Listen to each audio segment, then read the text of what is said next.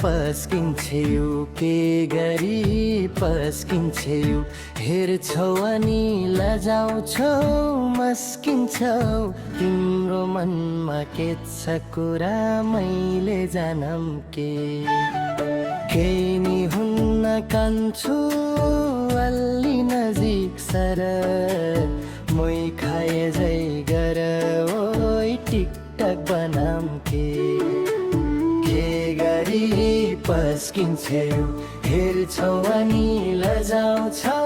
मस्किन्छौ तिम्रो मनमा के छ